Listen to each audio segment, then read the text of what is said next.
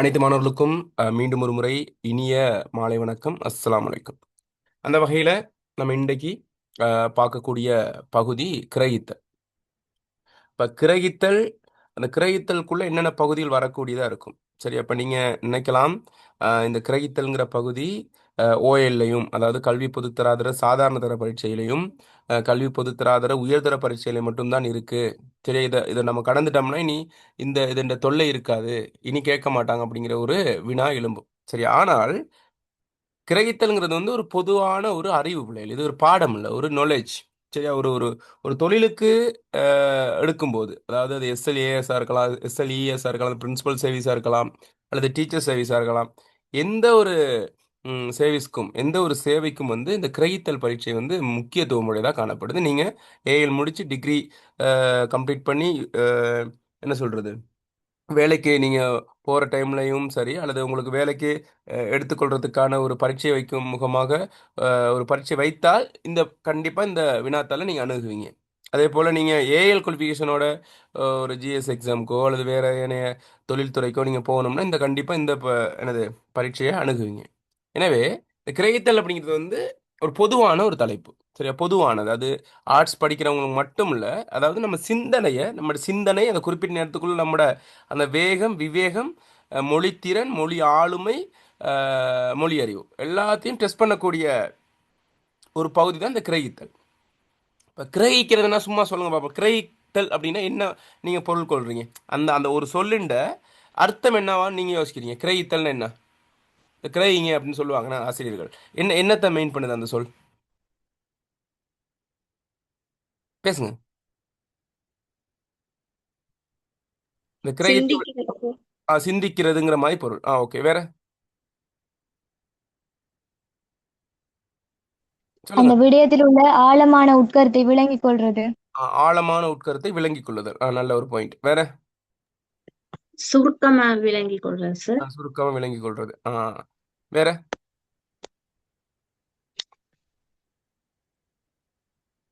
Okay. ஒவ்வொருத்தரும் ஒவ்வொரு கருத்தை சொல்றீங்க, ஆனால் எல்லாம் ஒரு புள்ளிக்குள்ள தான் வருது. அதை கிரகித்தல்ங்கிறது பிள்ளைகள் விளங்கிக் கொள்ளுதல் தான். விளங்கிக் கொள்ளுதல். அப்போ ஒரு ஒரு ஒரு ஒரு உரை பகுதி உங்களுக்கு கொடுத்து ஒரு குறிப்பிட்ட நேரத்துக்குள்ள அதில் என்ன சொல்லப்பட்டிருக்குங்கிறத நீங்கள் விளங்கிக் கொள்ளணும். சரி, விளங்கி கொண்டு அதற்கேற்றவாறான கேள்விகளுக்கு ஏற்றவாறு, அதாவது அந்த கிரகித்தல் ஒரு பந்தி கொடுக்கப்படும் போது அது நிறைய வகை இருக்குது கிரகித்தலில். சரியா, இப்போ உங்களுக்கு வந்து ரெண்டே வகை தான். உங்களோட உயர்தர பரீட்சையில் ரெண்டு வகை தான் கிரகித்தலுக்குள்ளே வருது. ஒன்று சுருக்கம் எழுதல், இன்னொன்று ஒரு உரைநடை பகுதியை கொடுத்து அது கீழே விடை எழுதுதல். அது மட்டும்தான் வருது. ஆனால் நீங்கள் போட்டி பரீட்சைக்குள்ளே போனீங்கன்னா ஆம் இல்லைங்கிற ஒரு கூற்றை கொண்டு அது இது பண்ணுறது, ஒரு வாக்கியத்தை ஒரு ஒரு பந்தியை கொடுத்துட்டு அதில் ஒரு தடித்த எழுத்து இருக்குது, அந்த தடித்த எழுத்துட்டு விளக்கம் கேட்குறது, இவங்களுக்கும் சில வேளை அது வரும். மற்றது ஒரு பந்தியை கொடுத்துட்டு அதை ஒரு தனி வாக்கியத்தை எழுத சொல்லலாம் வரும். சரியா, அப்போ அது அட்வான்ஸாக நீங்கள் பிறகு விளங்கிக் கொள்ளலாம். இப்போதைக்கு வந்து உங்களுக்கு இந்த கிரகித்தல் பகுதியில் எத்தனை புள்ளிகள் கொடுக்கப்பட்டு சொல்லுங்க பாப்பா, அது மூலம் விளங்கிக் கொள்ளுமே. கிரகித்தலில் ஒரு சுருக்கத்துக்கு எத்தனை புள்ளிகள் உங்களுக்கு? ஒரு சுருக்கம் எழுதுக்கிறதுக்கு எத்தனை புள்ளிகள்? 13. 13 புள்ளிகள். Very good. மற்றது உரைநடை பகுதிக்கு 12. 12. மொத்தம் 25 புள்ளிகளா? மொத்தம் 25 புள்ளிகள். கட்டுரைக்கு 25. 50. சரி, 25 25 50. ஓகே. மொழித்திறனுக்கு, மொழித்திறன் 8வது வினா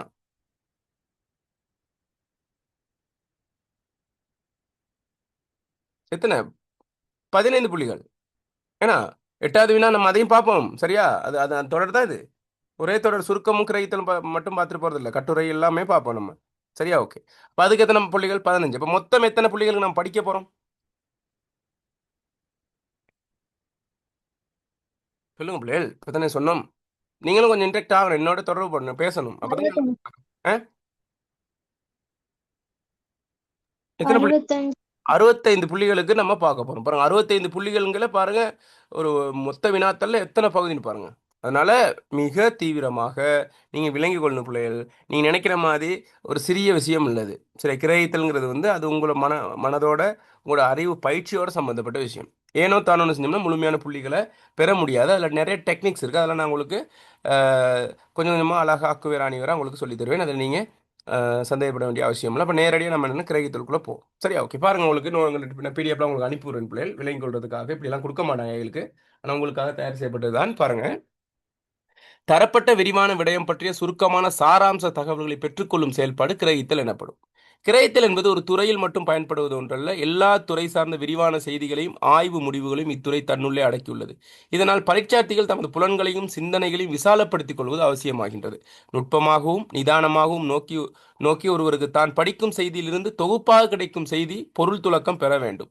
சுருங்க கூறின், விரிந்த ஒரு பொருளின் சுருங்கிய வடிவ நிலையில் மொழியினை அடிப்படையாக கொண்ட ஓரிரு வாக்கியங்களின் மூலம் புலப்படுத்தி காட்டும் மொழிவன்மையை கிரகித்தல் ஆகும். கிரகித்தில் அவசியமான கூறுகளாக சொல்விற்பன்னம், அவதானம், விளக்கம் என்பன காணப்படுவதுடன் ஒரு விடயத்தை படிக்கும் பொழுதே அல்லது வாசிக்கும் பொழுதே கற்புல அவதானத்துடன் கருத்தியல் ரீதியான விளக்கத்தையும் இணைத்துக் கொள்ள வேண்டும்.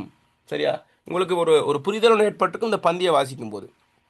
வெறுமனே ஒரு பந்தியை வாசிட்டு அது கீழே விட எழுதுறது மட்டும் இல்லை. இப்போ முதல்ல அந்த பந்தியில் இருக்கக்கூடிய விடயத்தை நம்ம குறிப்பிட்ட நேரத்துக்குள்ள விளங்கி கொள்ளணும். அதில் என்ன சொல்லப்பட்டிருக்கு அப்படிங்கிறத விளங்கி கொள்வது மட்டுமல்ல, அந்த விளங்கி கொண்ட விடயத்தை உங்களோட மொழிநடையில் அது இல்லாமல் அதோட என்ன சொல்கிறது, அதோட கருத்து சிதைவில்லாமல் அதில் என்னத்தை சொல்ல வருது எல்லாத்தையும் ஒரு குறிப்பிட்ட நேரத்துக்குள்ளே நம்ம என்ன செய்யணுக்கிட்டா கிரகிக்கணும்.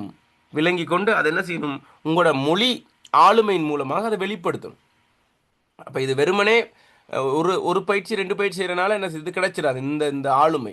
சரி, அதனால் நம்ம ப்ராக்டிஸ் பண்ணணும். நான் உங்களுக்கு சொல்கிறேன், உங்களுக்கு என்னென்ன மாதிரி வகையான நம்ம ப்ராக்டிஸ் இந்த எக்ஸாமுக்குள்ள நம்ம ப்ராக்டிஸ் பண்ண இதில் முழுமையான புள்ளிகளை பெற்றுக்கொள்ளலாம்னு நான் உங்களுக்கு சொல்கிறேன். சரியா? ஓகே, அதன் அடிப்படையில் பாருங்கள் பிள்ளைகள், கவனிங்க. கிரகித்தல் வினாபத்திரத்தின் நோக்கம் கிரகித்தல் வினாபத்திரம் மூலம் பரீட்சார்த்தி ஒருவரின் பின்வரும் திறன்கள் அளவீடு செய்யப்படுவது நோக்கமாகும். அது என்னென்ன மாதிரியான ஒரு ஒரு திறன், அதுக்கேற்ற மாதிரி தான் உங்களுக்கு புள்ளிகள் போடுவாங்க. உங்கள்ட்ட இந்த திறன் இருக்கான்னு பார்த்தா உங்களுக்கு புள்ளிகள் போடுவாங்க. அதன் அடிப்படையில் தரப்பட்ட விடயத்தை தெளிவாக விளங்கி கொள்ளும் ஆற்றல் உங்கள்கிட்ட இருக்கா, அல்லது அதில் ஒன்று சொல்லியிருக்கும் நீங்கள் வேறு ஏதாவது விளங்கி கொண்டிருக்கீங்களாங்கிற மாதிரியான ஒரு தெளிவாக அவங்க பெறணும். ஓகே, மாணவர்கள் எந்த நிலையில் இருக்காங்க அப்படின்ட்டு. தரப்பட்ட விடயத்தை தெளிவாக விளங்கிக் கொள்ளும் ஆற்றல். அடுத்து, விடயத்தை பொருள் மாறுபடாத வகையில் தமது சொந்த மொழிநடையில் தெளிவாக சுருக்கிறது மாற்றம். நல்லா நோட் பண்ணிக்கொள்ளுங்க பிள்ளைகள். சரியா? நல்லா நோட் பண்ணிக்கொள்ளு. இதுதான் நிறைய பேர்கிட்ட விடுற பிழை, இந்த விஷயம் தெரியாதனால தான். சரியா? நல்லா கவனிச்சுக்கணும். விடயத்தை பொருள் மாறுபடக்கூடாது. சரியா? பொருள் மாறுபடாத வகையில் தமது சொந்த மொழிநடை அது யார்கிட்ட இருக்கும், உங்களுக்குன்னு தனித்துவமான ஒரு சொந்த மொழிநடை இருக்கும். அந்த பந்தியில் உள்ள விஷயத்தை அப்படியே முற்றுப்புள்ளி கம்மா மாறாமல் அப்படியே எழுதுறது இல்லை. சரியா? விளங்குதா உங்களுக்கு? தமது சொந்த மொழிநடையில் தெளிவாக சுருக்கி எழுதும் ஆற்றல் உங்கள்கிட்ட இருக்கா? சரி, அப்போ நம்ம இப்படியெல்லாம் கொஞ்சம் பேர் எழுதிக்கிறது. இப்போ சுருக்கத்தை இப்படி யோசிக்கிறது கொஞ்சம் பேர். எப்படி நம்ம சின்ன வயசுலலாம் நம்ம இங்கிலீஷில் ஒரு கேள்வி கேட்கும்போது, ஒரு பந்தியை கொடுத்துட்டு கீழே கேள்வி கேட்கும்போது நம்ம செஞ்சுருப்போம். நீங்கள் செஞ்சுருக்கீங்களான்னு தெரியல, நானாக செஞ்சுருக்கேன். ஒரு பந்தி ஒன்று கொடுப்பாங்க, அந்த பந்தி கீழே கேள்வி வரும். அந்த பேப்பர் தெரியுதுன்னா உங்களுக்கு மாடல் இங்கிலீஷில் ஒரு பந்தி ஒன்று கொடுத்து கேள்வி கேட்பாங்க, தெரியுது? அதில் அந்த பார்ப்போம். ஓரளவு நம்ம பெரும்பாலும் வாசிக்க தெரியக்கூடியதாக இருக்கும். ஆனால் கேட்குற கேள்வி என்ன புரிஞ்சுக்கொள்வது ஒரு கொஞ்சம் சிக்கலாக இருக்கும். அதை நம்ம சொந்த மொழிநடையில் சாதாரண தமிழ்லேயே சொந்த மொழிநடைக்கு நம்ம தருமாறுறோம். ஆங்கிலத்தில் சிக்கல் ஒன்று இருக்குது. அப்போ என்ன செய்யுது, இப்போ ஒரு பந்தியை கொடுத்துட்டு கீழே ஒரு கேள்வி எழுதணுங்களா, அப்போ ஸ்கூல் அப்படிங்கிற ஒரு சொல்லுன்னு இருக்குது முதலாவது கேள்வியில். இப்போ நம்ம என்ன செய்வோம், அடுத்த கட்டம் மேலே பந்தியிலே ஸ்கூல் எங்கே இருக்குன்னு பார்ப்போம், கண்டுபிடிச்சிருவோம். அங்கே ஒரு கோடு, அந்த ஸ்கூல் இடையில் இருக்கும் அந்த சொல். அந்த இப்போ ஒரு வசனம் முடியாதான் ஒரு முற்றுப்புள்ளி நோப்பம் தானே. ஒரு வசனம் முடியுதுக்கு இங்கிலீஷ்லேயும் சரி தமிழ்லையும் சரி ஒரு முற்றுப்புள்ளி இருக்கும். அந்த எங்கே துவங்குது எங்கே முடியுதுன்னு பார்த்துட்டு அப்படியே கொண்டு வந்து எழுதிடுவோம். அப்போ அதுக்குள்ளே ஸ்கூல் இருக்கும். சரியா? பெரும்பாலும் அது சரியாகவும் இருக்கும். இல்லைங்களா? அப்படியே கொண்டு வந்து நம்ம எழுதுவோமா எழுத மாட்டோமா, இல்லை எழுதிருக்கீங்களா? இந்த எக்ஸ்பீரியன்ஸ் இருக்காங்க? எழுதியிருக்கோம். சரியா? அப்போ இது இயல்பான ஒன்று. அந்த மாதிரி என்ன செய்யறது, சில பேர் என்ன செய்யறதுன்னு கேட்டால் சுருக்கம் எழுதுறதுக்கு என்ன செய்யறதுன்னு கேட்டால், பந்தியில் அணிகள் இருக்கக்கூடாது, அடைமொழிகள் இருக்கக்கூடாது, அலங்காரங்கள் இருக்கக்கூடாது, புள்ளி விவரங்கள் இருக்கக்கூடாது, எடுத்துக்காட்டுகள் இருக்கக்கூடாதுன்னு நம்ம படிச்சிருக்கோம் தானே. அதை என்ன செய்யறது, எல்லாத்தையும் ரிமூவ் பண்ணிட்டு அப்படியே மிச்சப்பட்டதெல்லாம் கொண்டு வந்து எழுதுறது. சரியா? அதில் பார்த்தா அந்த குறிப்பிட்ட அந்த உரைநடை பகுதியையும் உங்களோட விடையும் பார்க்கும் பட்சத்தில் அதில் என்னன்னு கேட்டால், அந்த எது தவிர்க்கணும்னு சொன்னாங்களோ அதெல்லாம் அது மட்டும் இருக்காது, மற்றதெல்லாம் அந்த பந்தியில் உள்ள சொல்லே இருக்கும். ஒரு சொல் வேறுபடாது. இவங்க ஒரு புதிய சொல்ல போட ட்ரை பண்ண மாட்டாங்க, அப்படியே கொண்டு போய் எழுதுறது. இதுக்கு முழுமையான புள்ளிகளை கொடுப்பாங்களா பிள்ளைகள்? இதுக்கு முழுமையான புள்ளிகள் கிடைக்குமா நமக்கு? சொல்லுங்க. இல்ல சார். இல்ல பிள்ளைகள் அவங்க எதிர்பார்க்கறது என்னன்னு கேட்டா உங்களோட சொந்த மொழிநடை தான் எதிர்பார்க்கறாங்க. சரியா? அதுல சொல்லப்படுற விஷயமும் கருத்தும் மாறுபடக்கூடாது. ஆனா சொல்ற விஷயம் உங்களோட சொந்த மொழிநடை. ஒரு சில சொற்களை கையாளலாம், அதுல உள்ளதை கையாளலாம். ஆனா அப்படியே எடுக்கிறது தான் பிரச்சனைன்னு சொல்றேன் நான். சரியா? விடயத்தை பொருள் மாறுபடாத வகையில் தமது சொந்த மொழிநடையில் தெளிவாக சுருக்கி எழுதும் ஆற்றல். அப்ப ஒரு வாக்கிய கோர்வு இருக்கணும், வசனத்தை நீட்ட தெரியணும். சரியா? அந்த வசனத்தை இன்னொரு வசனத்தோட இணைக்க தெரியணும். சரியா? ஒரு சரளமா ஒரு மாலை தொடுப்பதை போல என்ன செய்யணும், அதை அழகா ஒரு கோர்பா ஒரு நதி போற மாதிரி என்னது இடையில முறிவு ஏற்படாம கொண்டு போகணும். அந்த திறமை உங்கள்கிட்ட இருக்கான்னு நீங்க டெஸ்ட் பண்ணிக்கொள்ளுங்க. நம்ம ப்ராக்டிஸ் பண்ணி பார்ப்போம். சரியா? பிரதான கருத்துக்களை சரியாக விளங்கிக் கொள்ளும் ஆற்றல். அப்ப அதுல கண்டது கடியெல்லாம் சொல்லப்பட்டிருக்கும் அதுல. சரியா? மானே தேனே பொன்மானேன்ட்டு நிறைய விஷயங்கள் இடையில இடையில சரி இருப்பாங்க. ஆனா நம்ம என்ன செய்யணும், நம்ம நோக்கம் என்னன்னு கேட்டா என்னத்தை சொல்ல வராங்க அவங்க. ஒவ்வொருத்தங்க ஸ்பீச் பண்ணும்போது விளங்குதுன்னு பிள்ளைகள் அறவர் ஒரவர் இருக்கும். ஆனா பார்த்தா ரெண்டு கருத்தை தான் சொல்லியிருப்பாங்க. சரியா? அதுக்கு மணித்தியால கணக்கு எடுத்துக்கிட்டு இருப்பாங்க. உதாரணங்கள், அட்டை அதெல்லாம் சொல்லி. அப்ப நம்ம அதல்ல. நீங்க என்னத்த சொல்ல வரீங்க நேரடியா? அத சொல்லுங்க அப்படிங்கிற மாரி.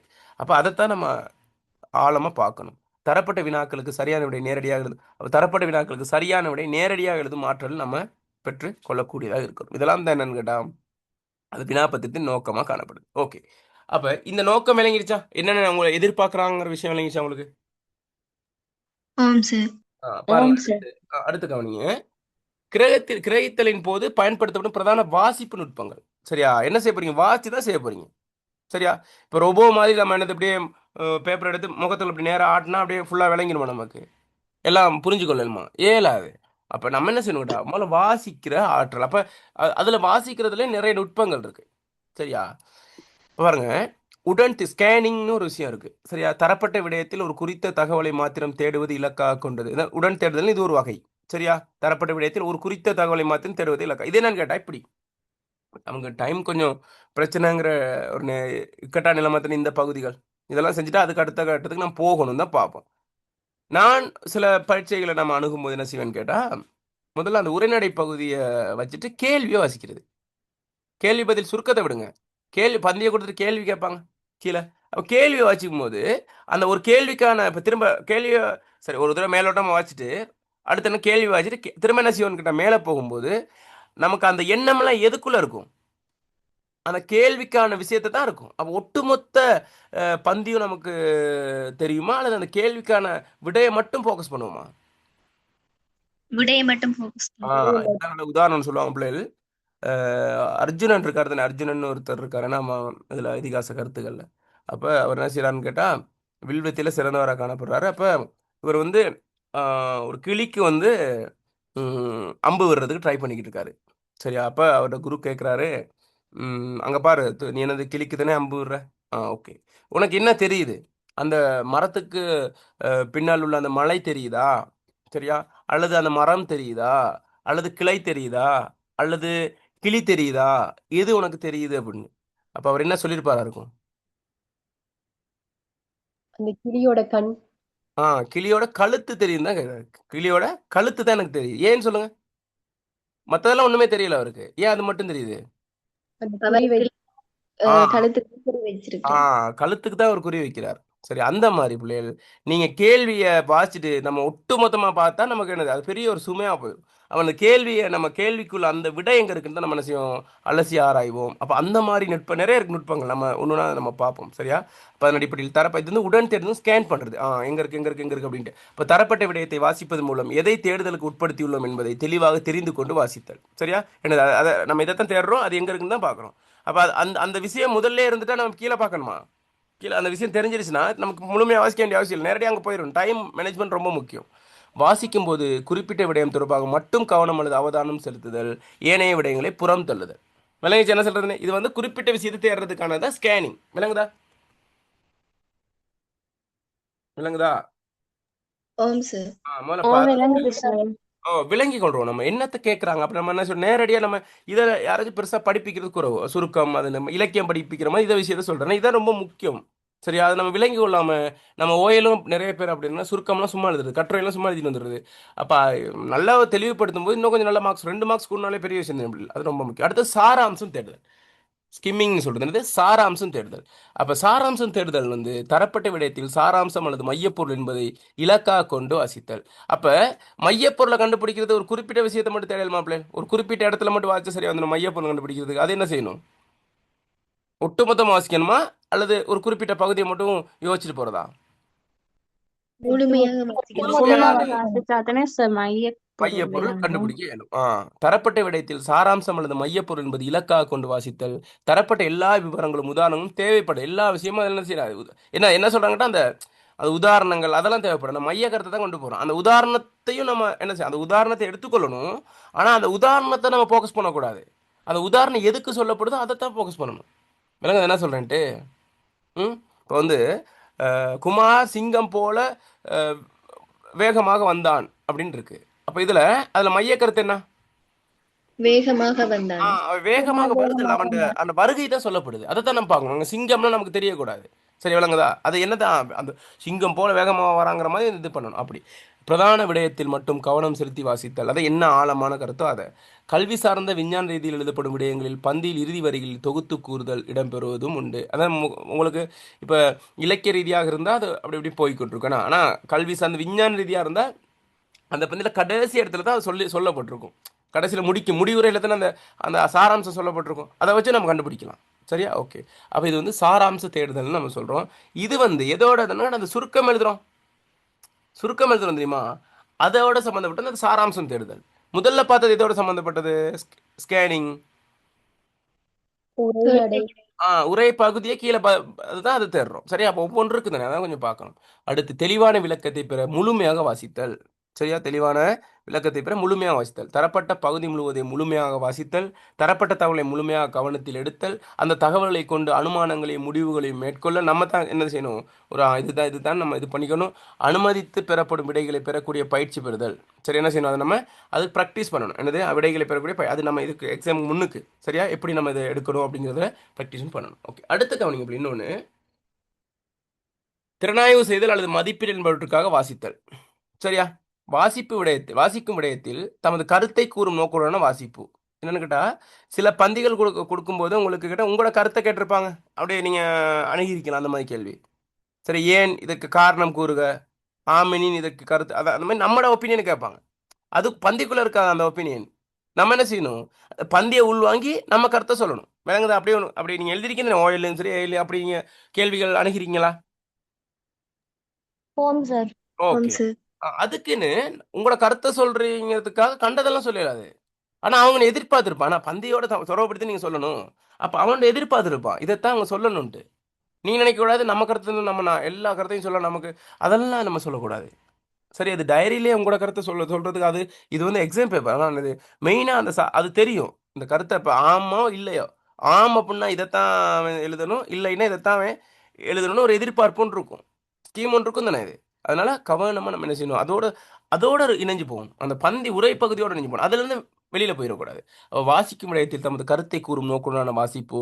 வாசித்த விடயத்தில் தர்க்கித்தல், நியாயித்தல், ஒப்பிட்டு உரைத்தல் எனவும் இடம்பெறும். தர்க்கித்தல்னா ஒன்று இது நியாயித்தல்னா இதுக்கு சரியா பிள்ளையா, இது பெரும்பாலும் உங்களுக்கு வராது. ஒப்பிட்டு உரைத்தல் இது வந்து உங்களுக்கு அட்வான்ஸ். இது நார்மலாக வாசி வேலைக்கு கொள்ளுங்க.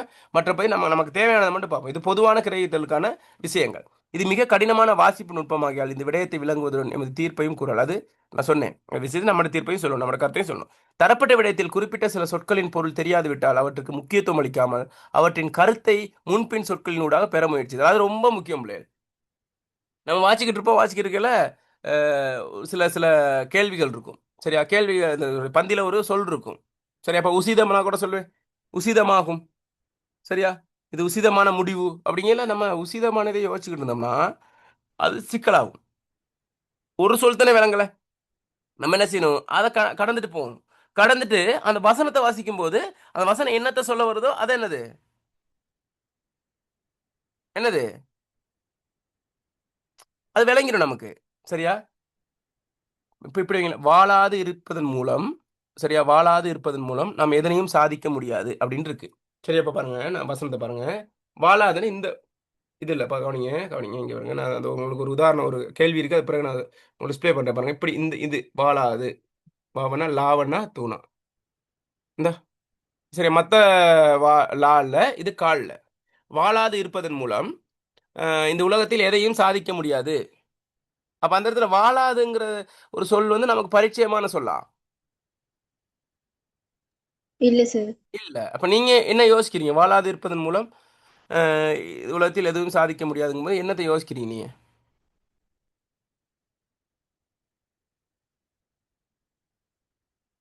கொஞ்சம் கன்ஃபியூஷன் வரும். ஆனா அந்த உரைப்பகுதி அப்படியே வாசிட்டு போகும்போது என்னன்னா பிடிபட்டுரும் உங்களுக்கு. அதை நான் உங்களுக்கு அந்த உரைப்பகுதி உங்களுக்கு கேள்வி ஒன்று இருக்கு, அதை நான் பிறகு இது என்னடா சும்மா இருத்தல் அப்படிங்கிறதுக்கு தான் பொருள். வாழாது இந்த இடத்துல சும்மா இருக்கிறனால எதுவுமே சாதிக்க இயலாது, ஒரு வேலையும் செய்யாம அதான் அதோட பொருள். ஆனா நமக்கு வந்து நேரடியாக அது தெரியுமா? தெரியாது. அப்ப எதன் மூலம் நம்ம அதை தெரிஞ்சு கொள்ளணும்கிட்டா, வாசி போகும்போது அதை பந்தியோட தொடர்புபடுத்தி நம்ம பார்க்கும்போது அது விளங்கிரும். அதனால நமக்கு இது விளங்கலன்ட்டு அங்கனே இருக்கேல்மா, அதே இடத்துல இருக்கேல்மா இல்ல சார். இல்ல. அப்ப பந்தியோடு தொடர்புபடுத்தல அது ஈஸியா விளங்கிரும். சரியா? அதை கொஞ்சம் பார்த்துக்கொள்ளும் பிள்ளைகள். அது ரொம்ப முக்கியம். சரியா? ஓகே. கிரகித்தல் தொடர்பான வினாக்களுக்கு விடையளிக்கும் போது தரப்பட்ட விடயத்துடன் மாத்திரம் பதிலளிப்பதுடன் அவை சொந்த மொழி நடையில் இடம்பெற வேண்டும். ரொம்ப முக்கியம். கிரகித்தல் தொடர்பான வினாக்களுக்கு விடையளிக்கும் போது தரப்பட்ட விடயத்துடன் மாத்திரம் பதிலளிப்பதுடன் என்ன கேட்டிருக்கா அதோட இதுல இருந்து பந்தில இருந்து என்ன செய்யக்கூடாது, விலகி போயிடக்கூடாது. அவை சொந்த மொழி நிலையில் இருக்கணும். விளங்குதா? அது விடையும் அதில் அப்படி இருக்கும், சாதாரணமாக இருக்கும், நேரடியாக எழுதுன மாதிரி இருக்கும். ஆனால் நம்ம என்ன செய்யணும், அதை நம்ம கருத்து விளங்குதானே. நம்ம சொந்த மொழியில் எழுதுறேன்னு என்னன்னு விளங்குதா உங்களுக்கு? நான் என்ன சொல்றேன்ட்டு சொந்த மொழி நடை சொந்த மொழி நடைன்னு சொல்றேனே, என்னன்னு விளங்குதா உங்களுக்கு? ஓம் ஓ சார். சார், நமக்கு விளங்குனத எழுதணும். விளங்குனதை நம்ம என்ன செய்யணும், சொல்லுவோம். எடி நம்மளோட கருத்தை சொல்லுவோம். எனவே அது என்ன செய்யணும், அது நம்மளோட கருத்தா இருக்கணும். அதோட கருத்து தான். ஆனா மொழி நடைன்றது நம்முடைய அந்த மொழி நடையை தீர்மானிக்கிறது யாருங்கிட்ட, எல்லாருக்கும் ஒரு மொழி நடை இருக்காது. எனக்கு ஒரு மொழி நடை இருக்கும், உங்களை மொழி நடை இருக்கும், ஒவ்வொரு மொழி நடை மாறுபடலாம்.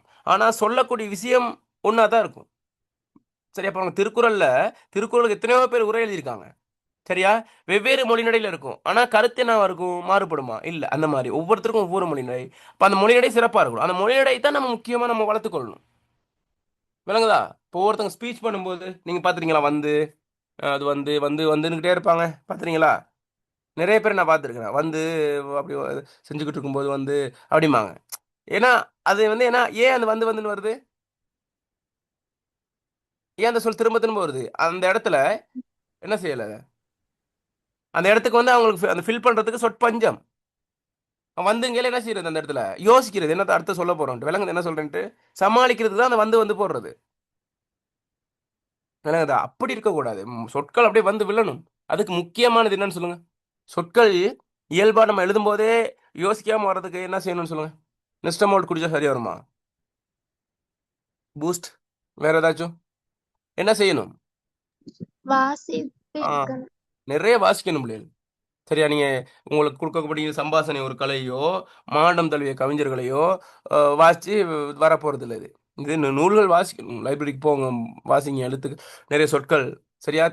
புலமை வர வர வரதான் அந்த கட்டுரையோ எதுவுமே ஒரு மொழித்திறன் உருவாகிறதுக்கு வாசிப்பு ரொம்ப முக்கியம். நம்ம என்ன செய்யறது, அந்த வாசிப்பு பழக்கத்தை விடுறது. ஃபேஸ்புக்கில் மட்டும் தான் வாசிக்கிறது.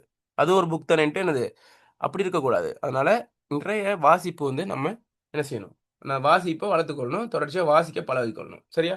இப்போ நீங்கள் எக்ஸாம் எழுதக்கூடிய ஒரு 10-15 கட்டுரை சரி என்னது வாசிக்கணும். ஒரு ஆழமான கட்டுரையை எடுத்து எடுத்து வாசிக்கணும். பாப்பா நான் கட்டுரை ஒரு புக்குன்னு பிடிஎஃப் இருக்கு, நான் போட்டு விட்றேன், வாசிங்க. சரியா? ஓகே. இவ்வளோ நேரம் பார்த்தது விளங்கி சாப்பிடு. ஓ சார். அடுத்து கிரகித்தலுக்கு விரைவான வாசிப்பின் அவசியம். அப்போ நீங்கள் வாசிக்கணுன்ட்டு வீட்டில் மாதிரி மிக்சரை முன்னுக்கு வச்சுட்டு நம்ம வாசிக்கிட்டு இருப்போம். மிக்சரை முன்னு டீ குடிச்சிக்கிட்டு கால் மேலே காலை போட்டு வாசிக்கிறதுக்கு நேரம் இருக்குமா இல்லைங்க? இல்லை. குறிப்பிட்ட நேரத்துக்குள்ள வாசிக்கணும். அப்போ விரைவான வாசிப்பு, குயிக்காக முடியணும், கற்பூரமாக இருக்கணும். சரி, அதுக்குன்னு பேப்பர் அடிச்சுட்டு வந்துடுறது இல்லை, கற்பூரம் மாதிரி இருக்கணும்ட்டு. அப்போ கிரகித்தலுக்கு விரைவான வாசிப்பின் அவசியம். பொதுவாக கிரகித்தலுக்கு விரைவான வாசிப்பானது பின்வரும் காரணங்களுக்கு அவசியமாக அப்படின்ட்டு சரியான விளக்கம் பெறுவதற்கு, வழங்கப்படும் நேரத்தில் விடையளிப்பதற்கு. சரியா? நீங்கள் எக்ஸாம் வீட்டில் செய்யலை, குறிப்பிட்ட நேரத்துக்குள்ள பேப்பர் வாங்கிடுவாங்க, அப்புறம் ஐயோ அப்படின்னு தலையில் கை வைக்கிறது இல்லை. சரியா? ஓகே, விளங்குதா? அது ரொம்ப முக்கியம். அடுத்து ஏற்கனவே பார்த்த விஷயங்கள் தான் என்னது, சாராம்சம் தரப்பட்ட விடையில் சாராம்சம் அல்லது மையப்பொருள் என்பது இலக்காக கொண்டு வாசித்தல். எல்லா விவரங்களும் உதாரணங்களும் தேவைப்படாது. பிரதான விடயத்தில் மட்டும் கவனம் செலுத்தி வாசித்தல். கல்வி, இதெல்லாம் நம்ம ஏற்கனவே பார்த்துட்டோம். சரியா? இதெல்லாம் பார்த்துட்டு முழுமையா. ஓ சார். சார். அடுத்து ஓகே சரி, அடுத்து பாருங்க, இதெல்லாம் பார்த்துட்டு தானே ஓம் சார். பார்த்துட்டோம். ஸ்க்ரீன் அதே தான், ஸ்க்ரீன் மாறுபடல. ஓகே.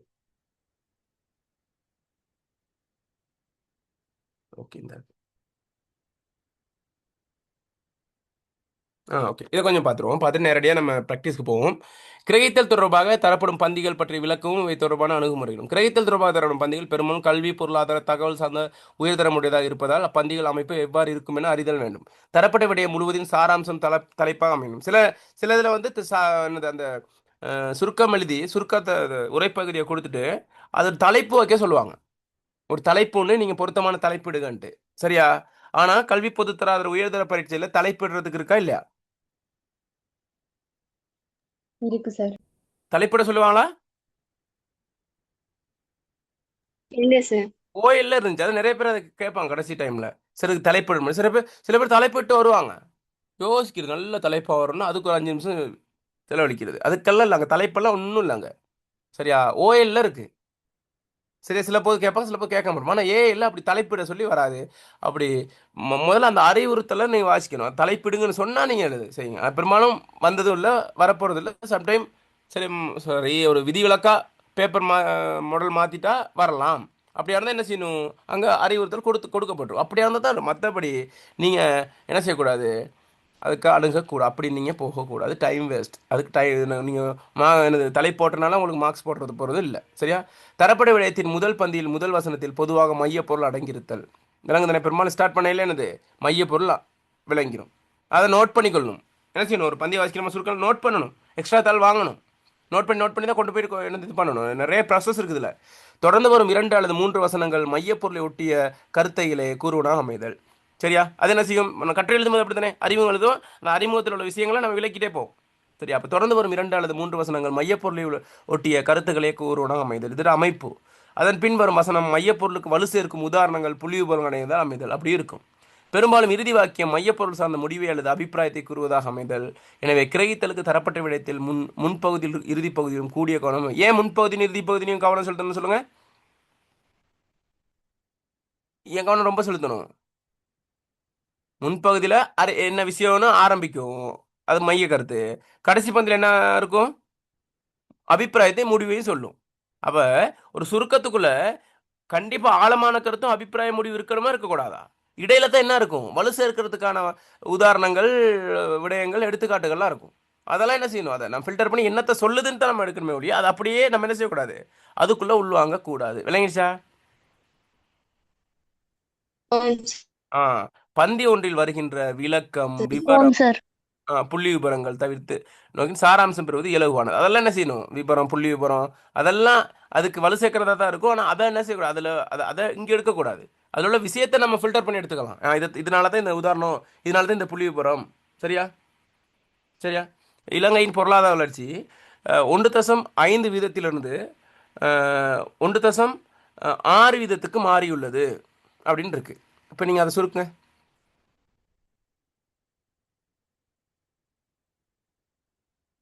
சுருக்குங்க அதை சொன்ன வசனத்தை. இலங்கையின் சனத்தொகை வளர்ச்சி அதிகரித்துள்ளது. பொருளாதாரம் இலங்கையின் பொருளாதாரம் அதிகரித்துள்ளது. அவ்வளோதான். இலங்கையின் பொருளாதாரம் அதிகரித்துள்ளது, அவ்வளோதான். இத்தனை சதவீதம் அதெல்லாம் நமக்கு தேவையில்லை. அதே கூட இன்னும் சொல்லலாம், முன்னே விட இப்போ, அதெல்லாம் தேவையில்லை நமக்கு. இலங்கை கட்டாயம் போடணுமே. இலங்கையின் பொருளாதாரம் வளர்ச்சி அடைந்துள்ளது, அவ்வளோதான். சரியா? பார்ப்போம். அடுத்து நான் எளிமையான ஒரு உங்களுக்கு உரைநடை பகுதி தானே பார்ப்பேன், எந்த அளவுக்கு சுருக்குறீங்க அப்படின்ட்டு. சரியா? ஓகே.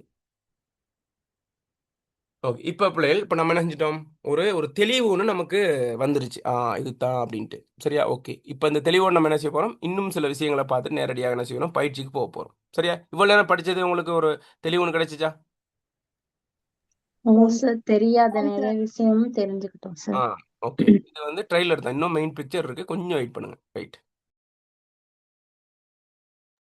ஓகே. இப்போ நம்ம வந்து சில விஷயங்களை பார்த்தோம்னா, ஒரு ஆழமான விஷயங்களை பார்த்தோம். இது வந்து நேரடியாக உங்களோட பரீட்சையோட சம்மந்தப்பட்ட விஷயம். சரி, அது பொதுவான விஷயம். கிரகித்தல் என்னங்கிற ஒரு விஷயமும் ஓரளவு நம்ம அந்த பரீட்சையோடு நெருங்கி பார்த்தோம். இப்போ வந்து நமக்கு வந்து மெயினாக நமக்கு இந்த சுருக்கம் எழுதுறது வந்து நமக்கு ரொம்ப முக்கியம். சுருக்கம் கிரகித்தலை விடுங்க, ஒரு பந்தியை கொடுத்து வர அதை விட இப்போ சுருக்கம் தொடர்பாக நம்ம என்ன செய்ய பார்க்க போகிறோம். இப்போ உங்களில் ஒரு ஆள் நல்ல தெளிவாக வாசிக்கக்கூடிய ஆளுங்க கூட இதை வாசிங்க. நான் ஏற்கனவே விளங்கப்படுத்தினது தான், இடையில நான் கொஞ்சம் விளக்கத்தை தரேன். சரியா? அது விளங்கிட்டு நம்ம நேரடியாக ப்ராக்டிஸ் போவோம். ஓகே. வாசிங்க ஒரு ஆள்.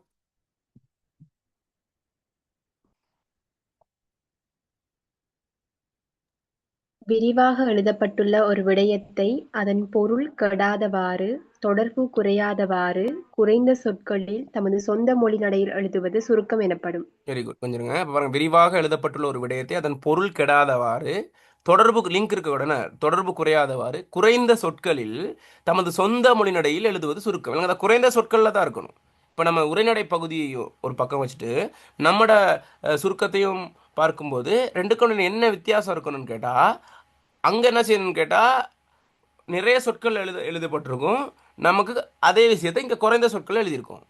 அதில் உள்ள விஷயம் தான் இதில் இருக்கணும். ஆனால் என்னது, இதோட மைய கருத்து தான் இருக்கணுமே ஒழிய, சாராம்சம் தான் இருக்கணுமே ஒழிய அதில் உள்ள எல்லாமே இருக்கக்கூடாது. அப்போ நம்ம என்ன செய்யணும், அந்தளவு நம்ம என்ன செய்யணும் கேட்டால் நம்ம மொழி புலமையை அடையணும். சரியா விளங்குது? இப்போ நம்ம இப்படி மேட்ச் பார்க்கணுமா? இதப்போ ஒரு 2020 மேட்ச் வந்து சாதாரணமாக எவ்வளோ எத்தனை பேர் சாதாரணமாக விளையாடுவாங்க? சாதாரணமாக ஒளிபரப்புறது அல்லது விளையாடுறது சொல்லுங்க பார்ப்போம். 2 டீம் விளையாடுறதுக்கு ஒரு 8 மணித்தியாலம் வைங்களேன். ஒரு 8 மணித்தியாலம் சரியா, சும்மா எழுமாறா. ஹைலைட்ஸ் எவ்வளோ நேரத்தில் போவாங்க? ஹைலைட்ஸ் ஹைலைட்ஸ்னா என்ன? ஹைலைட்ஸ்னா அந்த மேட்ச்ல முக்கியமான தருணங்கள். விக்கெட் விழுந்ததா இருக்கலாம், சரியா விளங்குதா, சிக்ஸ் அடிச்சதா இருக்கலாம், சரி, அந்த மாதிரி முக்கியமான ஒரு விடயத்தை நம்ம பார்க்கும்போது அதை முழுமையாக நம்ம அறிஞ்சுக்கொள்ளலாம். ஒரு செய்தியை நம்ம பார்க்கும்போது செய்தி வந்து 20 நிமிஷம் அல்லது 15 நிமிஷம் போகும்போது நம்ம அவ்வளோ நேரம் பார்க்குறத விட நம்ம என்ன செய்யணும், அதில் என்னத்தை சொல்ல வராங்க அப்படின்னா எதில் இருக்கும், தலைப்பு செய்திகளில் இருக்கும். விளங்குதா? இதுதான் இங்கே நடக்கிற விஷயம். சரியா?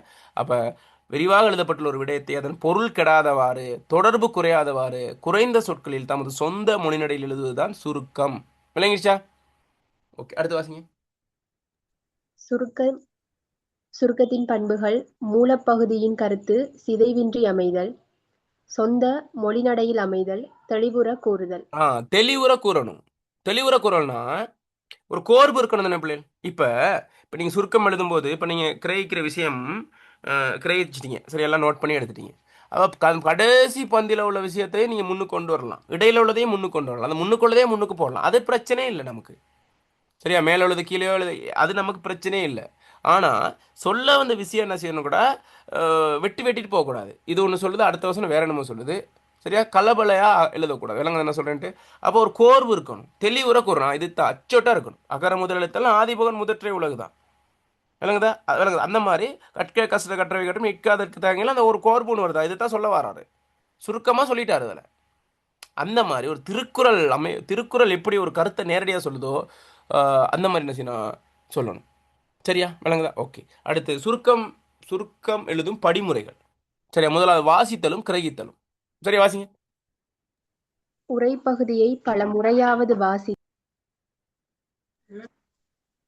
உரைப்பகுதியை பலமுறையாவது வாசித்து கிரகித்து தலைமை கருத்தை தலையங்கமாக இட்டு சார்பு கருத்துக்களை உபதலையங்கமாக்கி குறிப்பு எழுதிக் கொள்ளல் வேண்டும். Very good. சரியா, உரைப்பகுதி பல முறையாவது வாசிக்கணும். ஏன்? அப்பதானே கிரகிக்கலாம். ஒருத்தங்க ஒரு தடவை வாசிக்கும் போதே விளங்கிச்சுன்னா அது பொய். குறைந்தது 2-3 தடவை சரியானது விஷயத்தை நம்ம வாசிச்சாதான் விளங்கும். அது என்ன சொன்னோம், அப்போதானே ஃபஸ்ட்டாக பார்க்குறோம். வீட்டிலேருந்து பார்த்துட்டு போகிறோமா கவிதை மாதிரி இல்லை. அப்போ உரைப்பகுதியை பல முறையாவது வாசித்து கிரகித்து தலைமை கருத்தை தலையங்கம் பண்ணதான் இது தான் சொல்ல வருது. நம்ம தலைமை விட்டுட்டணும். திரும்ப அதுக்கு துணை சேர்க்கக்கூடிய சார்பு கருத்தில் உபதலையங்கமாக்கி குறிப்பெடுத்துக்கிட்டே போகணும். சரியா? ஓகே, அடுத்து. இவ்வாறு கருத்துக்களை நிரல்பட கோர்த்தல். இவ்வாறு குறிப்புருவில் அமைந்த கருத்துக்களை அவற்றின் தொடர்பு பற்றியும் காரண காரிய முறை பற்றியும் நிரல்பட கோர்த்தல் வேண்டும். நிரல்பட கோர்த்தல் நான் சொன்னேன், எல்லாம் குறிப்பிட்டு எடுத்துட்டு போயிட்டீங்க. இப்போ நீங்கள் என்ன செய்ய போறீங்க, முன்னடைக்கு மாற்ற போறீங்க. அப்போ என்ன செய்யணும், இது முதலாவது பாயிண்ட்டு கடைசி பாயிண்ட்டு நம்ம எடுப்போம், பக்கத்தில் வைப்போம், இது இடையில போடுவோம். அப்போ அந்த ஒரு தொடர்பு இருக்குன்னு அந்த தொடர்பை கோர்க்கணும். சரியா? ஓகே, அடுத்து என்ன செய்யணும், சுருக்கமாக எழுதுதல். நிரல்பட கோர்த்த குறிப்புகளை கொண்டு கொடுக்கப்பட்ட பந்தியை பாராது கருத்தை திரட்டி சொந்த மொழி நடையில் எழுதுதல் வேண்டும். இப்போ உங்களோட குறிப்பு இருக்கும், அந்த பந்தி இருக்கும். இப்போ நீங்கள் அந்த பந்தியை பார்த்து யோசிச்சு கிரகிச்சு தானே குறிப்பு எடுத்திருக்கீங்க. இப்போ குறிப்பு வந்து அந்த பந்தியில் உள்ள முக்கியமான விஷயங்கள் தானே. அப்போ இப்போ நம்ம மைண்ட் எங்கே இருக்கணும், நம்ம எடுத்த குறிப்பில் தான் இருக்கணும் மொழியே. திரும்ப பந்தியை பார்க்கக்கூடாது. திரும்ப பார்த்தா என்னது, திரும்ப ஏதாச்சும் சிக்கல் ஒன்று வரும் நமக்கு. விளங்குதா? அப்போ வாசிக்கையிலே ஆழமாக வாசிச்சிடணும். அதுக்கு பிறகு நல்லா சிறப்பான ஒரு முக்கியமான கருத்துக்களை சொல்ல வேண்டிய விஷயத்தை குறிப்பெடுத்துடணும். இப்போ சுருக்கம் எழுதும் போது நம்மளோட பார்வையில் எங்கே இருக்கணும்? எங்கே இருக்கணும்? நம்ம அடுத்த பாயிண்ட்ஸ்ல நம்ம எடுத்த பாயிண்ட்ஸ்ல இருக்கணும். அப்போ எடுக்கிற பாயிண்ட்ஸ் என்ன செய்யணும்? தரமா எடுத்துடணும். சரியா? ஓகே, அடுத்து கவனிங்க. அடுத்து என்ன? ஒப்புடல். ம் இவ்வாறு சுருக்கம் எழுதப்பட்ட பின்னர் அதனை மூல உரைப்பகுதியுடன் ஒப்பிட்டு பார்த்தல் வேண்டும். இதில் மூல உரைப்பகுதியில் விடுபட்ட கருத்துக்களை சுருக்கத்தில் சேர்த்து கொள்வது சாத்தியமாகிறது. அதனால் சுருக்கம் பூரணமாகின்றது. இப்போ கவனிங்க. இப்போ எல்லாம் எழுதி முடிச்சுட்டு இவ்வாறு சுருக்கம் எழுதப்பட்ட பின்னர் அதனை மூல உரைப்புடன் ஒப்பிட்டு பார்த்தல் வேண்டும். இப்பதான் பார்க்கணும். சரியா? இதில் மூல உரைப்பகுதி விடுபட்ட கருத்துக்களை சுருக்கத்தில் அப்போ வாட்சி இப்போ நான் என்ன சொன்னேன்? அது வந்து கூடிய சொற்கள் இருக்கும், இது குறைந்த சொற்கள் இருக்கும். அதில் முக்கியமான விஷயங்கள் இதில் மிஸ் பண்ணிடக்கூடாது. அதில் சொல்லாத விஷயத்தில் சேர்க்கவும் கூடாது. அப்போ நம்ம ரெண்டையும் ஒப்பிட்டு இப்போ வாசிக்கும் போது எனக்கு நமக்கு என்ன விளங்கும்? இந்த விஷயத்தை நம்ம என்ன செஞ்சிட்டோம் விட்டுட்டோம், இதை இடையில சொருகிடணும். இது இதே சும்மா சம்மந்தம் இல்லாமல் இருக்குது, இதை நீக்கிடணும் அப்படின்னு ஒரு இது வரும். அதுக்கு பிறகு என்ன செய்யணும்? அப்படி அப்படி சிக்கல் எதுவும் இல்லைனா ஒப்பிட்டு பார்க்கும்போது இது சம்மந்தம் தான் ஓகே. அப்படி எதுவும் விடுபடுற மாதிரி ஃபீலாக இருந்தால் என்ன செய்யணும்? டக்குன்னு இப்போ வந்து விடைத்தாள் எதெல்லாம் எழுதிக்கிட்டு இருக்கீங்க? உங்களோட கொடுக்கப்பட்ட விடைத்தாள் அதெல்லாம் நடந்துக்கிட்டு இருக்கு. இல்ல சார். ரஃபா கொடுக்கக்கூடிய எக்ஸ்ட்ரா தாளில் தான் நீங்கள் எழுதிக்கிட்டு இருக்கீங்க. அதனால நேரடியாக போயிடக்கூடாது, அங்கே வெட்டி கொத்திக்கிட்டு அங்கே இருக்கக்கூடாது. சரியா? ஓகே, அது ரொம்ப முக்கியம். அடுத்து எடுங்க. அடுத்து என்ன? சொல் எண்ணிக்கைகளை கணித்தல். ம் பொதுவாக சுருக்கம் மூல உரைப்பகுதியில் மூன்றில் ஒரு பங்காகவே அமைய வேண்டும் என்பது விதி. சில ம் சந்தர்ப்பங்களில் சொற்தொகையை குறிப்பிடப்பட்டு அத்தொகையின் மேற்படாதவாறு சுருக்கம் எழுதுமாறு கேட்கப்படும். Very good. அதாவது இப்போ எஸ்எல்ஏஎஸ் எக்ஸாம்லாம் செஞ்சீங்கன்னா, நான் ஏற்கனவே செஞ்சுருக்கேன். அப்போ அந்த எக்ஸாம்லாம் செஞ்சீங்கன்னு கேட்டால் ஒரு பெரிய ஒரு பந்தி கொடுத்துருவாங்க. 2 பக்கம் இன்னொரு பக்கம் இருக்கும் உங்களுக்கு மாதிரில. அது என்ன செய்யணும்? மூன்றில் ஒரு பங்காக சுருக்கி எழுதுகிறது தான் வரும். அப்போ நம்ம என்ன செய்யணும்? எப்படி இப்படி மூன்றில் ஒரு பங்கை சுருக்கிறதுன்னு கேட்டால், முதல்ல என்ன செய்யணும்? அந்த சொற்கள்லாம் எண்ணணும். முதல்ல என்ன செய்யணும்? பிரிக்கணும். மூன்றால் பிரிக்கும்போது விளங்குது இத்தனை சொற்கள். அப்போ அதுக்கு பிறகு என்ன நம்ம எழுத ஆரம்பிக்கணும். சரியா? அதுதான் மெத்தட். அதாவது உங்களுக்கு எத்தனை சொல்ல சுருக்க சொல்லியிருக்கு? எத்தனை சொல்ல சுருக்க சொல்லியிருக்கு உங்களுக்கு? 45 தொடக்கம் 50. 45 தொடக்கம் 50. அப்போ நீங்கள் ஒவ்வொரு உரைப்பகுதியை பாருங்கள் பிள்ளைங்க. கொடுக்கப்பட்ட மூலப்பகுதியை பாருங்கள். 150 சொற்கள் அல்லது 160க்குள்ளே தான் இருக்கும். நாங்கள் நீங்கள் நல்லா பாருங்கள். அது ஏன்னா அந்த மூன்றில் ஒரு பங்கு சுருக்கம்ங்கிறாலே மூன்றில் ஒரு பங்காக சுருக்கிறது தான் இல்லைங்கதா? அதனால மூன்றில் ஒரு பங்காக சுருக்கணும். ஆனால் நீங்கள் என்னன்னு கேட்டால் உங்களுக்கு கொடுக்கப்பட்டிருக்க அந்த இதுக்குள்ள சரியா? இப்போ 50 சொல்ல சுருக்க சொன்னால் ஒரு 52 51 அப்படி போகலாம். 53 போகிறது கொஞ்சம் சிரமம் தான். அல்லது என்னது இங்கே 45 தொடக்கம் தானே போட்டிருக்கு. அப்போ 46 47 அல்லது 44 வரைக்கும் கூட போகலாம். கொஞ்சம் ஒரு சொல் குறையலாம். ஆனால் பெரும்பாலும் வந்து நான் சொல்கிறேன், நல்லா சிறப்பாக இருக்கணும்னா அந்த 45க்கும் 50க்கு இடையில இருந்தால் ரொம்ப பெர்ஃபெக்ட். விளங்குதா? ஆனால் நம்ம என்ன செய்யலாது? அதை நம்ம டிசைட் பண்ண இயலாது. இத்தனைக்குள்ளே தான் நம்ம கணக்காக டிசைட் பண்ண இயலுமா பிள்ளை? நம்ம எழுதி முடிச்ச பிறகு என்னும் போது தான் வருது. அப்போ சம்டைம் கூடிடுச்சுன்னா ஏதாச்சும் என்னது சொற்களை குறைச்சி அல்லது இடைச்சொற்கள் என்ன செய்வாங்க கூட அதில் இதாக இருக்கும். அதனால் அதை குறைக்கணும் அல்லது ஏதாவது விஷயம் என்ன செய்ய நீங்கள் அது உங்களுக்கு விளங்கும். அந்த டைமில் கணக்காக ஃபில்டர் பண்ணி அங்கே கொண்டு வரணும் அந்த இடத்துக்கு. ஏன்னா சொற்கள் கூடுனாலும் புள்ளிகள் குறையும், சொற்கள் அது ரொம்ப குறைஞ்சாலும் புள்ளிகள் குறையும். கணக்காக இருக்கணும். விளங்குதா? அப்போ பொதுவாக சுருக்கம் மூல உரைப்பகுதியில் மூன்றில் ஒரு பங்காக அமைய வேண்டும் என்பது விதி. சில சந்தர்ப்பங்களில் சொற்தொகை குறிப்பிடப்பட்ட தொகையின் மேற்படாதவாறு சுருக்கம் எழுதுமாறு கேட்கப்படும். விளங்கிச்சா அந்த சொற்கள் எண்ணிக்கை? அப்போ சொற்கள் எண்ணிக்கை நீங்கள் என்ன செய்யணும்? கீழே போட சொல்லுவாங்களா போட மாட்டாங்க? போட சொல்ல வேணும்னு சொல்லுவாங்க. என்ன மாதிரி இருக்கும்? சொற்கள் எண்ணிக்கை குறிப்பிட சொல்லி தானே இருக்கும். போட சொல்லுவாங்க. அப்போ நீங்கள் என்ன செய்யக்கூடாது? இப்படி கொஞ்சம் பேர் என்ன செய்யுறது? எழுதுறது 60 சொற்களுக்கு எழுதுறது. இங்கே என்ன செய்யுது? ப்ராக்கெட்டில் கணக்கு 50ன்னு போடுறது. இது சரியா பிள்ளைகள்? திருக்குஸ்தானம் பண்ணுறது அதில்? அப்போ பேப்பர் திருத்துறவங்க ரோட்டில் போகிறவங்கள திருத்துறாங்க. யார் திருத்துறது? அதில் தேர்ச்சி பெற்றவர்கள் தான் பேப்பர் திருத்துவாங்க. அப்போ கண்ணும் கருத்துமா பேப்பர் மார்க்கிங் வந்து ஒரு ஆள் திருத்துறது இல்லை. திரும்ப இன்னொருத்தர் செக் பண்ணுவார். ரீசெக் நடக்கும். அதுக்கு இன்னொருத்தர் என்ன செய்யும்? கடைசி தலைமை ஆசிரியர் ஒருத்தர் இருப்பார், அந்த பேப்பர் திருத்துறவர் பரீட்சகர். அவர் பார்த்த பிறகு தான் மார்க்ஸ் போடுவாங்க, கணக்கெல்லாம் சரியாக இருக்கான்ட்டு. அதனால அந்த மாதிரி விஷயங்களை நீங்கள் போகக்கூடாது, ஏமாற்றக்கூடாது. கணக்கை என்ன செய்யணும்? அதை எண்ணி போடணும். அப்போ அதுக்குன்னா கணக்காக நீங்கள் எழுதிட்டீங்கன்னா பிரச்சனை தன்னையாக நம்ம பொய்க்கு போட்டுக்கிட்டு இருக்கோம். அதனால் ரொம்ப கவனமாக இருக்கணும் அதில். சரியா? ஓகே, விளங்கிச்சா? சார். சுருக்கம் எழுதும்போது கவனிக்க வேண்டிய தவிர்க்க வேண்டிய விடயங்கள். அதாவது நம்ம எதை சேர்க்கிறோம் எதை நீக்கிறோங்கிற விஷயம் இருக்கு. அதனால இது ஒவ்வொன்றா வாசிங்க பார்ப்போம். சுருக்கம் எழுதுவதற்காக கொடுக்கப்பட்ட உரைப்பகுதியினை பலமுறை வாசித்து அதன் பிரதான கருத்தினை அல்லது ஒவ்வொரு தலையங்கங்களையும் குறித்துக் கொள்ளல் அவசியம். ஏற்கனவே பார்த்தோம். அடுத்து சுருக்கத்தினை ஒரே பந்தியில் எழுதுதல் வேண்டும். சுருக்கத்தை பந்தி பிரிச்சுக்கிட்டு இருக்கணுமா? இல்லை, ஒரே பந்தி இல்லை. சுருக்கமே எத்தனை சொல்? 50 தானே. அதை பிரிச்சுக்கிட்டு இருக்கணும், ஒரே சொல்ல எழுதணும். ஆனால் உங்களுக்கு கொடுக்கப்பட்ட உரைப்பகுதி 2 3 பந்தியில் இருக்கலாம், அது பிரச்சனை இல்லை. ஓகே, அடுத்து சுருக்கம் எழுதும் போது சுருக்கத்திற்காக கையாளப்படும் உரைநடை தெளிவாகவும் இலக்கண அமைதி உடையதாகவும் அமைய வேண்டும். சுருக்கம் எழுதும்போது சுருக்கத்துக்கு கையாளோட உரைநடை இருக்கு, நீங்க எழுதுறீங்க உங்க மொழி நடை, அது எப்படி இருக்கணும்? இலக்கண அமைதினா என்ன? இலக்கண அமைதினா என்ன? இலக்கண அமைதினா இலக்கண பிழை விடக்கூடாது. குமார் வந்தான் தான், குமார் வந்தாள்னு எழுதலுமா? இலக்கண இல்ல சார். வழுக்கல் இருக்கக்கூடாதுன்னு சொல்றாங்க. இலக்கண வழுக்கல் இருக்கக்கூடாது, சரியா? இலக்கண அமைதியுடையதாகவும் அமைய வேண்டும், தெளிவாகவும் இருக்கணும், இலக்கணம் பிழை இருக்கக்கூடாது. அடுத்து சுருக்கத்தை வாசிக்கும் போது மூல உரைநடையின் பிரதான விடயங்களை அனைத்தையும் அறிந்து கொள்ளக்கூடியதாக இருத்தல் வேண்டும். விளங்குதா? அதெல்லாம் சுருக்கத்தை வாசிச்சா என்னது? இந்த ஒரு சந்தானத்தில் ஒரு ஒரு சந்தானம் ஒரு ஜோக் சொல்லுவார். சரி, இட்லி கேட்பாரு. சரியா, இட்லி. சரி, தொட்டுக்க சட்னிலாம் கேட்டு சொல்லுவார். என்னது என்ன சொல்லுவார்? இட்லி மல்லிப்பூ மாதிரி இருக்கணும், சரியா? என்ன சொல்லுவார்? அதுக்கு ஞாபகம் இருக்கா உங்களுக்கு? சரி, அது ஞாபகம் இல்லை, அதை விடுங்க, சரியா? இப்போ அந்த மாதிரியான கிடைங்க சுருக்கத்தை வாசிக்கும் போது மூல உரைப்பகுதியின் பிரதான விடயங்கள் அனைத்தையும் அறிந்து கொள்ளக்கூடியதாக இருத்தல் வேண்டும். ஏன்னா ரெண்டும் என்னது? அது சொற்கள் கூடி இருக்கு, அதை தான், அதை முதல்ல சொன்ன விஷயம் தான், அது திரும்ப திரும்ப சொல்ல வேண்டிய அவசியம் இருக்காது. ஓகே, அடுத்து அடுத்து வாங்க. அடுத்து என்னது? உபமானங் விரிவாக விளக்கப்பட்ட மூலப்பகுதியில் மேல மேல தரப்படும் உரைப்பகுதியிலே தரப்படும் உரைப்பகுதிகளிலே உதாரணங்கள் எடுத்துக்காட்டுகள் சுருக்கங்கள் எழுதும் போது தவிர்க்கப்படல். தவிர்க்கப்படும். இந்த உதாரண எடுத்துக்காட்டுல நீக்கிடணும். ஓகே, அடுத்து விரிவாக விளக்கப்பட்டுள்ள மூலப்பகுதியில் காணப்படும் மூலக்கருத்தினை மாத்திரம் கூறல் வேண்டும்.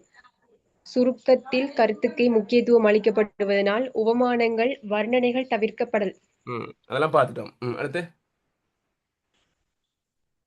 உபமானங்கள் எடுத்துக்கொண்ட பொருளை விளக்கி கூறுவதற்கு துணை வரும் அலங்கார வகைகளில் ஒன்று. உபமானங்களால் பொருள் விளக்கப்படும் உரைப்பகுதிகளிலே பொருளுக்கே முக்கியத்துவம் உண்டு, அதனால் சுருக்கத்தில் தவிர்க்கப்பட வேண்டும்.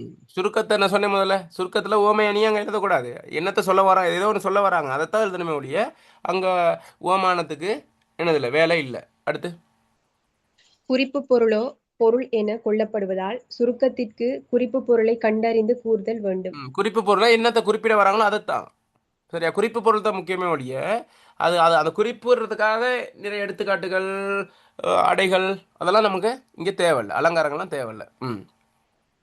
சுருக்கும் போது கூறியதும் கூறும் பகுதிகளை நீக்கிவிட வேண்டும். ஆனா உங்களுக்கு கொடுக்கப்பட்ட முறை பகுதியில் சொன்னதே திரும்ப திரும்ப சொல்லிக்கிட்டு இருப்பாங்க. அரைச்ச மாதிரி திரும்ப மேலே பந்தியில் சொன்ன விஷயம் திரும்ப 3வது பந்தியில வந்துகிட்டு இருக்கும். அப்போ என்ன செய்யணும்? ஒரு தடவை சொன்னால் போதும். அங்கே அங்கே சொல்லியிருக்கே திரும்பியும் சொல்லணும்னு நம்ம இது கூடாது, வெட்டி விட்டுருணும். அதான் இங்கே அதெல்லாம் நம்ம ப்ராசஸ் பண்ணிக்கிட்டு இருக்கோம். ஓகே, அடுத்து சுருக்கம் எழுதும் போது ஒப்புமை போன்ற வேற்றுமை காட்டுவதையும் நீக்குதல் வேண்டும். ஓகே. சுருக்கம் எழுதும்போது ஒப்புமை போன்ற வேற்றுமை காட்டுவது. வேற்றுமைனா வேறுபடுத்தி காட்டுறது. ஒரே மாதிரி இருக்குது, வேறுபடுத்தலாம் காட்டிருப்பாங்க.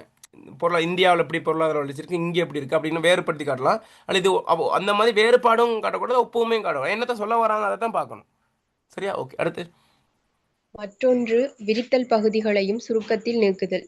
என்ன மற்றொன்று விரித்தல்னா? சுருக்கத்துல ஒரு விஷயம் சொல்லிருக்காங்க, அது இல்லாம நம்மளோட கருத்துக்கள் இருக்கும், வேற ஒரு விஷயம்னா இதுல என்ன செய்யக்கூடாது, சேர்த்துக்கிட்டு இருக்கக்கூடாது. உங்களோட கருத்துக்கள் எல்லாம் இங்கே மற்றொன்று விரிச்சு மற்றொரு கருத்தில் இதில் செருகக்கூடாது. உங்களோட ஒப்பீனியன், உங்களோட கருத்துக்கள் இதில் இருக்கக்கூடாது. அடுத்து நேர்கூற்று வாக்கியங்கள் அவசியமாய் அயற்கூற்றாக்கப்பட வேண்டும். என்ன நேர்கூற்று வாக்கியங்கள் அயற்கூற்றாக்கப்பட வேண்டும்னா என்ன புரிஞ்சு கொண்டிருக்கீங்க நீங்க? சொல்லுங்க ஒரு ஆள். நேர்கூற்று வாக்கியங்கள் அவசியமாக அயற்கூற்றாக்கப்படணும் என்ன?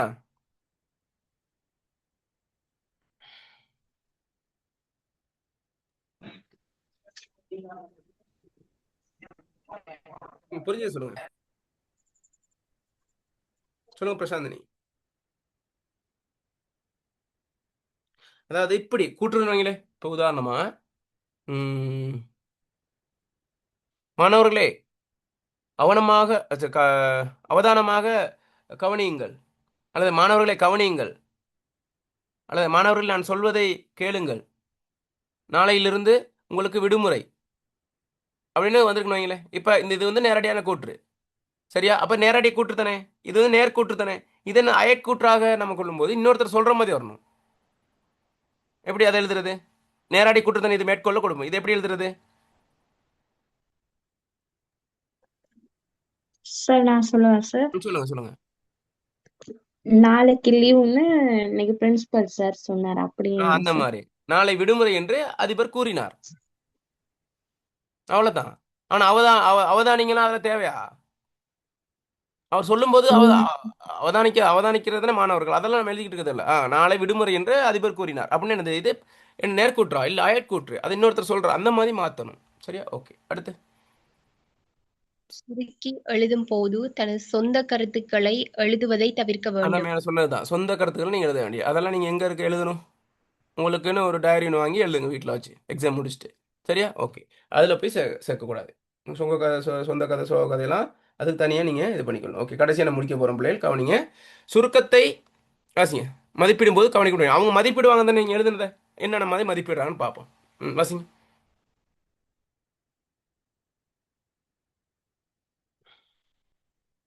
வாசிங்க. உள்ளடக்கம் தரப்பட்ட பந்தியின் பிரதான கருத்துக்கள் முன்வைக்கப்பட்டிருத்தல் அவசியமாகும். புள்ளி வழங்கும் போது உரிய பந்தியின் விடயங்களை நன்றாக விளங்கிக் கொண்டிருத்தல், அடிப்படை கருத்துக்கள் நீக்கப்படாமல் அவசியமற்ற கருத்துக்கள் சேர்த்து கொள்ளாமை, கூறியது கூறல் இல்லாமை என்பன அவதானிக்கப்படும். ஓகே. கொஞ்சம் ரெண்டாவது வாசிக்கியா? கொஞ்சம் நான் திரும்ப இருக்க பார்த்துக்கிறேன். தரப்பட்ட பகுதியின் பிரதான கருத்துக்கள் சார் முன்வைக்கப்பட்டிருத்தல் அவசியமா? விளங்குதா பேசுறது? ஓம் சார். தரப்பட்ட பந்திகளின் பிரதான கருத்துக்கள் முன்வைக்கப்பட்டிருத்தல் அவசியமாக பார்த்துட்டோம். புள்ளி வழங்கும் போது உரிய பந்தியில் விடயங்களை நன்றாக விளங்கி கொண்டிருத்தல், அடிப்படை கருத்துக்கள் நீக்கப்படாமல் அவசியப்பட்ட விடயங்கள் சேர்த்துக்கொள்ள, இதெல்லாம் பார்ப்பாங்க அவங்க. ஓகே. ஏற்கனவே பார்த்த விஷயங்கள் தான். ஓகே. அடுத்து அமைப்பும் கருத்தின் வெளிப்பாடும் ஒரே பந்தியாக சுருக்கம் எழுதப்பட்டிருத்தல் வேண்டும். சுருக்கமாக்கும் போது பந்தி பிரித்தல் பொருத்தமற்றது. சுருக்கத்தில் எதிர்பார்க்கப்படும் சொற்களின் எண்ணிக்கை குறைந்தோ அல்லது கூடியோ இருப்பின் சிறிது குறைந்த புள்ளிகளை பெற முடியும். அதனால ரொம்ப கவனம். அடுத்து எழுத்து நுட்பம், எழுத்துப்பிழை, இலக்கணப்பிழை, நிறுத்தக்குறிகள், தெளிவான கையெழுத்து ஆகியவற்றை கவனிக்க வேண்டும். ரொம்ப அவதானம். சின்ன கொஞ்ச நேரம் எழுத போறீங்கனால தெளிவான கையெழுத்து எழுதணும். எழுத்துப்பிள்ளை விடக்கூடாது, அதில் கொண்டு போயிட்டு. சரியா? இலக்கணப்பிள்ளை விடக்கூடாது. நிறுத்தற்குறி கணக்காக அனுசரிக்கணும். தெளிவான கையெழுத்து இருக்கணும். சரி? அதெல்லாம் கவனிச்சா முழுமையான புள்ளிகள் பெற முடியுமா முடியாதா? முடியும். ஓகே. அதனால உங்களுக்கு பிரச்சனை இருக்காது. இப்போ நம்ம சுருக்கம் ஒன்று எழுதி பார்ப்போமா? ஏற்கனவே அதை வளமையாக வந்து நம்ம இந்த சுருக்கம் வந்து நல்ல ஒரு உதாரணமான ஒரு சுருக்கம். உங்களுக்கு அந்த நம்ம பார்த்தோம் எல்லா விஷயமும் அது எல்லாத்தையும் அனுசரிக்கக்கூடிய அளவில் தான் அந்த சுருக்கம் வந்து வளமையாக நான் எந்த செமினார் செஞ்சாலும் அதை மெயினாக போடுறது. ஏன்னா அது வந்து நல்ல ப்ராக்டிஸ்க்கான நல்ல ஒரு இது விளங்கி கொள்றதுக்கு, சுருக்கம்னா என்னன்னு விளங்கி கொள்றதுக்கு. அப்போ நான் இப்போ அதை டிஸ்பிளே பண்ணுவேன். அப்போ உங்களுக்கு நீங்கள் சாதாரண சுருக்கம் எவ்வளோ நேரத்தில் எழுத முடியும்? உங்களுக்கு சாதாரணமாக எவ்வளோ நேரம் ஒதுக்குவீங்க ஒரு சுருக்கம் எழுதுறதுக்கு வளமையா? எக்ஸாமுக்கு எவ்வளோ நான் நேரம்? 10 minutes. ஆ எவ்வளோ